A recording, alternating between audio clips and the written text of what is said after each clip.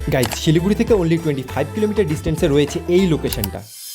আর আমরা এই পথ অতিক্রম করতে চলেছি আমাদের সাইকেল নিয়ে। তো চলো আমাদের এই রোমাঞ্চকর সাইকেল নিয়ে পাহাড় ভ্রমণের অভিজ্ঞতার গল্পটা তোমাদের শুরুর থেকে বলি। দিনটা ছিল জুন মাসের 23 তারিখ, আর এই প্ল্যানটা সফল করার প্রচেষ্টা চলছিল বহুদিন আগে থেকে। তাই প্ল্যান অনুযায়ী বেরিয়ে পড়ি সকাল 6টাতে। আমাদের প্ল্যান ছিল হলদিবাড়ি থেকে আমরা সাইকেলটা বাসে করে শিলিগুড়ি নিয়ে যাবো, দেন সেখান থেকে আমরা বেরোবো সাইকেলিং করে আমাদের ডেস্টিনেশনের উদ্দেশ্যে। সেই প্ল্যান অনুযায়ী আমরা 6:30 বাস ধরে সকাল 9টার দিকে শিলিগুড়িতে সুস্থ স্বাভাবিকভাবে অবতরণ করি। দেন শুরু হয়ে যায় আমাদের আসল জার্নি, যেটা আমাদের কাছে পরিশ্রমের না বরং ভীষণ আনন্দের ছিল। তারপরে দাঁড়িয়েছিলাম শালবাড়িতে কিছু খাবার প্যাক করে নেওয়ার জন্য, কিন্তু সেখানেই শুরু হয়ে যায় বৃষ্টি। বৃষ্টি থেকে রক্ষার প্রস্তুতি তো ছিল যথেষ্ট, তবে এই পরিষ্কার আকাশে এত তাড়াতাড়ি বৃষ্টির আগমন হবে তা আশা করিনি। যাই হোক, তারপরে নিজেকে আর ব্যাগকে বৃষ্টি থেকে বাঁচাতে নিজেদের রক্ষা কবচগুলো পরে আমরা আবারও বেরিয়ে পড়ি। তারপরে এই সুন্দর রাস্তার দৃশ্য উপভোগ করতে করতে আমরা চলে আসি সেই টার্নিং পয়েন্টে, যেটা উত্তরবঙ্গবাসীর কাছে স্বর্গের পথের চেয়ে কম না। আর এই টার্নিং পয়েন্টে যে আমাদের জন্য আমাদের এতদিনের প্ল্যান ব্যর্থ হয়ে যাবে, সেটা আমি কোনোভাবে আমার এই জার্নির স্ক্রিপ্টেও কল্পনা করতে পারিনি।